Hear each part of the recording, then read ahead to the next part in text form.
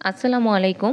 আজ আমি করে দেখাবো দারুণ মজার নাগা মরিচের সস। এই সসটা খুবই স্পাইসি হয়ে থাকে। যারা খুব বেশি স্পাইসি খেতে পছন্দ করেন তারা অবশ্যই এই সসটা এখনই তৈরি করে সংরক্ষণ করেন সারা বছরের জন্য। এই সসটা কিন্তু একবার বানিয়ে প্রায় ১ থেকে ১.৫ বছর পর্যন্ত সংরক্ষণ করতে পারবেন। আমরা অনেকেই বোম্বাই মরিচ আর নাগা মরিচকে একত্রিত করে ফেলি। এই যে মরিচগুলো যে দেখছেন এগুলো নাগা মরিচ। এই মরিচটা এমন লম্বা আর খুবই ঝাঁঝালো হয়। আর বোম্বাই মরিচটা একটু খাটো আর নাগা মরিচের মতো এত ঝাঁঝালো হয় না। সসের জন্য কিন্তু নাগা মরিচটাই হচ্ছে পারফেক্ট। আমি এখানে ২৫টা নাগা মরিচ প্রথমে পানি দিয়ে ধুয়ে পানি ঝরিয়ে নিলাম। আর এইদিকে বড় সাইজের ২টা রসুন কোয়া ছাড়িয়ে নিচ্ছি। কোয়াগুলো থেকে খোসা ছাড়িয়ে এখন একটু পাতলা পাতলা করে কেটে নিচ্ছি। খুব বেশি পাতলা না করলেও হবে, আপনার যেভাবে ইচ্ছা জাস্ট কেটে নিলেই হবে। আর নিশ্চয়ই খেয়াল করেছেন আমি কিন্তু রসুনটা একটু বড় সাইজের নিয়েছি। এখানে আমার রসুনগুলো কাটা হয়ে গিয়েছে। এখন নাগা মরিচগুলো একটু ছোট ছোট করে কেটে নিব। আর মরিচগুলো কিন্তু এখানে আমি একদম পাকা আর কিছু কাঁচাও ইউজ করেছি। আপনারা চাইলে শুধু পাকা মরিচটাও এই সসে ব্যবহার করতে পারেন, অথবা আমার মতো কাঁচা পাকা দুটা মিলিয়ে ব্যবহার করতে পারেন। আর একটা কথা, আমি কিন্তু মরিচটাকে পানি ঝরিয়ে ভালো মতো পানি মুছে নিয়েছিলাম যেন মরিচের গায়ে কোনো প্রকার পানি না থাকে। এখন চুলায় একটা কড়াই বসিয়ে এতে 1/2 কাপ সরিষার তেল দিয়ে দিলাম। তেলটা গরম হয়ে গেলে এর মধ্যে দিয়ে দিব কুচি করা রসুনগুলো দিয়ে 15 সেকেন্ডের মতো একটু ভেজে নিব, চুলার আঁচটা মিডিয়াম টু লোয়ে রেখে। এখন দিয়ে দিব কেটে রাখা নাগা মরিচটা দিয়েও প্রায় 2-3 মিনিটের মতো ভেজে নিব।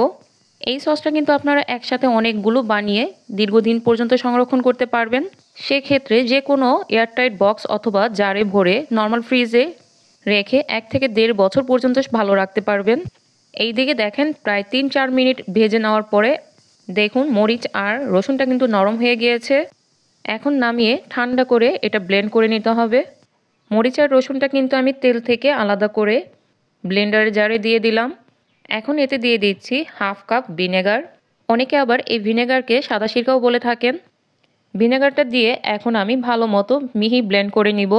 আর এই কাজটা খুব সাবধানে করতে হবে, যেহেতু নাগা মরিচটা কিন্তু প্রচণ্ড ঝাল, তো সেই ক্ষেত্রে একটু কেয়ারফুললি সসটা বানিয়ে নেবেন। দেখেন রসুন আর মরিচটা কিন্তু আমি ভালো মতো ব্লেন্ড করে নিয়েছি। এখন অবশিষ্ট যে তেলটা ছিল সেই তেলের মধ্যে রসুন মরিচের পেস্টটা দিয়ে দিলাম। আর জারের মধ্যে কিন্তু অনেকটা রসুন মরিচের পেস্ট লেগে আছে, সেই জন্য আমি আরও 1/4 কাপ ভিনেগার দিয়ে জারটাকে ধুয়ে সেই ভিনেগারটা এখন তেলের সাথে মিশ্রণটাকে মিশিয়ে চুলায় বসিয়ে দিলাম। এখন দিয়ে দিব 1 চা চামচ বিট লবণ। এখানে আপনারা চাইলে নর্মাল লবণটাও ইউজ করতে পারেন, তবে বিট লবণটা দিলে টেস্ট ভালো আসে। এখন দিয়ে দিলাম 1 টেবিল চামচ চিনি। এবার ভালো করে সসের সাথে মিশিয়ে নিব। সসটা যখন বলক চলে আসবে সেই সময় কিন্তু সসটা চারদিক থেকে ছিটতে থাকে। সেক্ষেত্রে অবশ্যই সসটা ঢাকনা দিয়ে ঢেকে জাল করে নিতে হবে। এতে করে সসটা গায়ে ছিটে আসার সম্ভাবনা থাকে না। সসটা প্রায় 3 মিনিটের মতো জাল করার পরে উপর থেকে তেল উঠে গিয়েছে। এই পর্যায়ে দিয়ে দিলাম 1/2 চা চামচ ভাজা 5 ফোড়নের গুঁড়া। এখন সসের সাথে ভালো মতো মিশিয়ে নামিয়ে ঠান্ডা করে পরিবেশন করে নিব।